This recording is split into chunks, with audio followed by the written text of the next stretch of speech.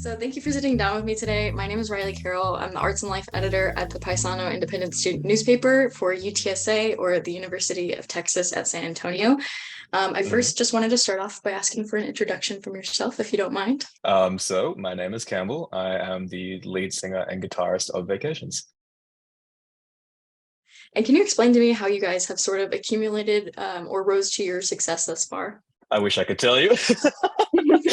No, I think we sort of subvert the trope of finding success via like the industry via traditional means. So in that sense, I mean more like we've rose to prominence through word of mouth, through DIY efforts, through the internet, and just gaining virality through that. I mean, going back as far as like when SoundCloud was around and I would just upload demos to that or upload songs, it's sort of like a community or hub for musicians. So I would meet people through that and then gain fans through that. And also, I mean, like when Vibes first came out back in 2016, several months after it got uploaded to YouTube, but the people that were uploading it, they were from other countries. So it was just, again, word of mouth through that. And then, of course, you look at TikTok in 2020 and onwards, and it's just exploded. So it's just snowballing constantly. But it's not like, we've gotten a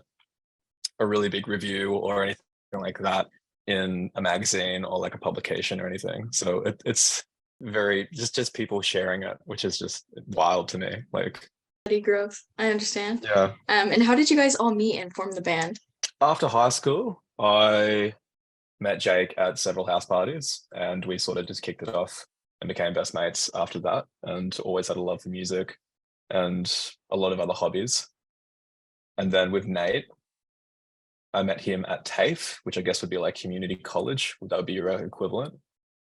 And then Joey, Joey was a funny one. We actually had a really hard time for a while finding a drummer. So I remember making a post on Facebook for tryouts, and Joey was literally the only other person that had applied for the tryouts. There was one other guy, it didn't really quite work out, but then Joey applied, and yeah, just hit it off again, and we're just all best mates, and it's quite lovely. But And where did the name Vacations come from? Was there something specifically that inspired you to take after the name Vacations, or? Not at all. No, it was a game that me and Jake used to play all the time when we were like 18, 19. We would just throw band names back and forth at each other. And I remember by that point, I think I had 2 songs out and we got offered to play a house party with a bunch of our friends. And they were like, oh, so like, what's your band actually called? Like, and we were like, okay, well, we need to decide on something. So we kept throwing things back and forth, and then decided on the name Vacations. And then we had several more gigs lined up quite closely to that. So it just sort of stuck, and it fits really, really well. Like, I'm actually quite happy about it. It's not necessarily like a name I came up with as a teenager and regret. It's quite nice. I'm surprised no one else has taken it either. Like, Right. there's lots of other bands with vacations in it, like Lunar Vacation, No Vacation, but we just have Vacations, which I think is If you could describe your sound in 3 words, what 3 words would you choose and why? words that come to mind. I mean, this is through other people as well, because I find it quite difficult to actually describe my own music, but we get told a lot that it's like quite bittersweet and nostalgic, which I would say is quite accurate. For a third word, maybe like relaxed or like breezy, like quite subdued. They got 6 words now, or maybe 5. I can't count, but That's okay. The more the merrier. more the merrier. Yeah, but yeah, describing her music is weird, and I'm not trying to like dodge the question, but I find it funny because I'm like writing these songs and like I don't really think much of it at the time, or I feel like, say, writing a song like Young or Telephones, people would say those songs are quite sad, but when I wrote them, I was really excited about it. So my emotion was completely different to what people's emotions are when they experience that song. And then like they'll come up to me after shows, or they'll send me messages and they're like, oh, this song, it's like about this, isn't it? Or it makes you feel this way. And I'm like, oh, that's really interesting. It doesn't make me feel that way necessarily, but it's like everyone's different interpretations.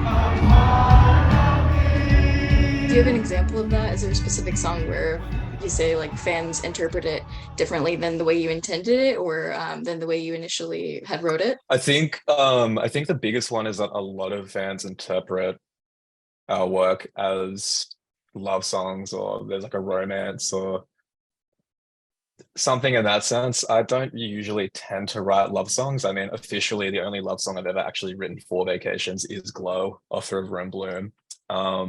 But every other song, I don't know. I used to write, I think I'm getting out of the style of writing, but I used to kind of write more ambiguously so that it was more universal and non-gendered so that everybody could relate to it in a sense, and imprint their own meaning onto it. But I think that's probably like the biggest misinterpretation. But at the same time, because the writing style is ambiguous, it's like it's open to interpretation. That's kind of the point. Yeah, absolutely. It also makes it relatable to a wide variety of the audience as well. Exactly. Um, It's just pop music. Like yeah, yeah, definitely.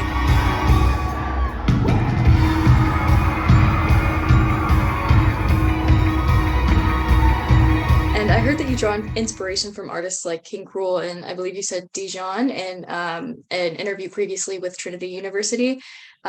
Because of their individuality, you enjoy those artists.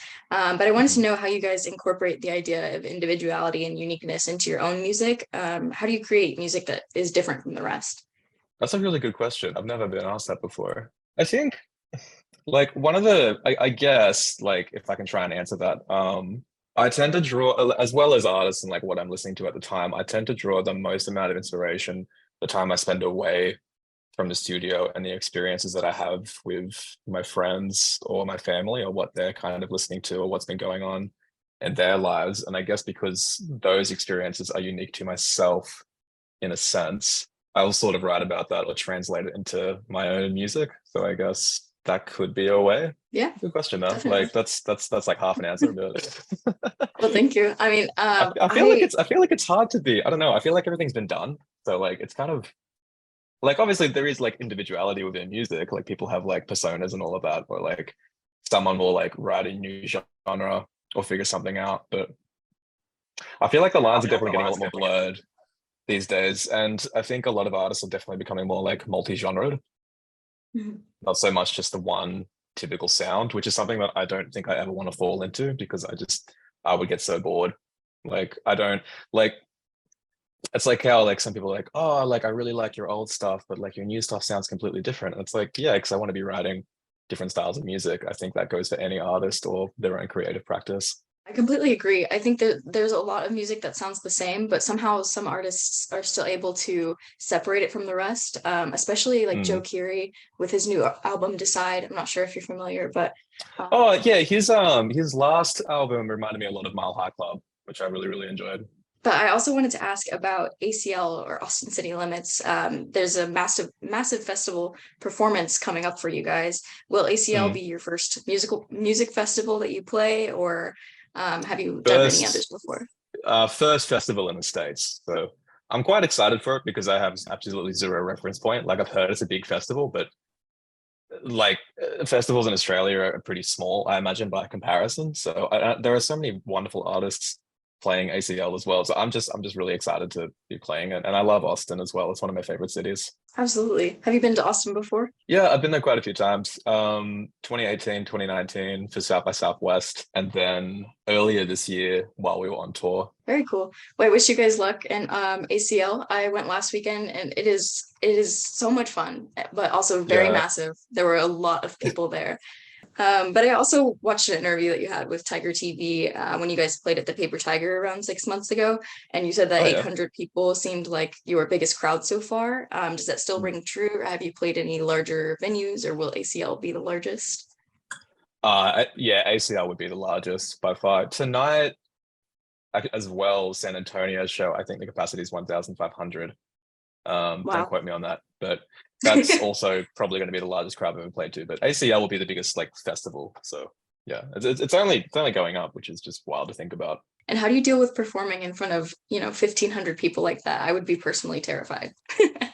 Yeah, it sounds terrifying. And I find it funny as well because I'm quite introverted and like have social anxiety and all of that. But there's a certain thing that like when you step out onto stage and you know that there's that many people there to see you and they've resonated and connected with your art so much, it's almost like slipping into a different persona, or you begin to this like performance mode. Like the first song, you might be like kind of freaking out a little bit, but then you're like really excited because there's just this energy in the room and you really feed off that.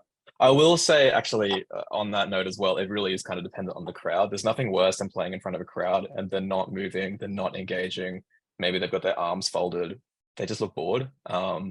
Which that's in that sense, it's like, it's not like a case of nerves. It's just kind of like, how do I win this crowd over? But when you're playing in front of a crowd and it's like, you know, they're there for you and you're having this moment together, it's like, it's really, really beautiful. Like I wouldn't be nervous in that situation. I'm just excited to be there.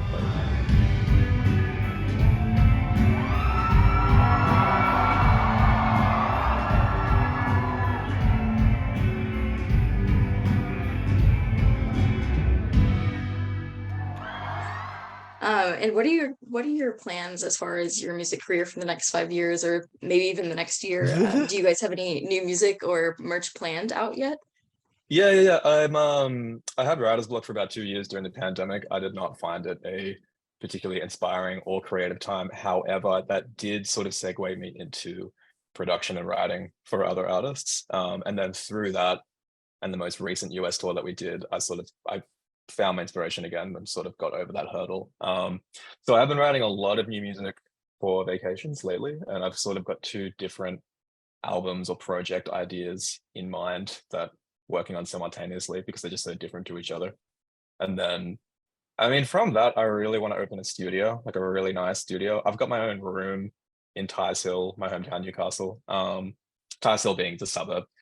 And it's really, really nice, but we're looking to expand and take it a bit further because like one day I would just love to have this like kind of artist hub that's like multiple studios, maybe an art gallery, a little coffee shop, like whatever else, just and try and making it like accessible, inclusive, diverse, and just because recording music is like such a minefield.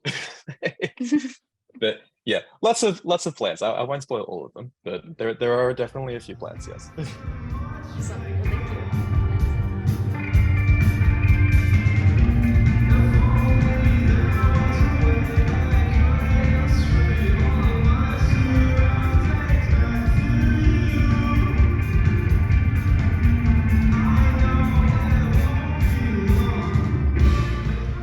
Thanks for watching.